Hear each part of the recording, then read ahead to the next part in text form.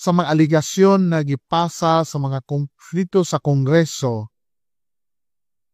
nakita nato mga kaitsunan na ang Quadcom maoy nag-imbestigan. So nakita nato na dili kaayo mo operate si Vice President tungod tingali dili sa komportable sa iyang sitwasyon.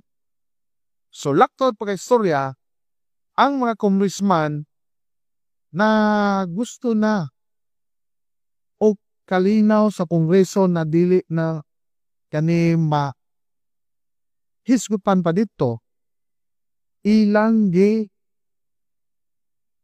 may pirma sila na adto na ipasa sa Senado ang investigasyon. Pasabot impeach sa Kongreso, natangtang na si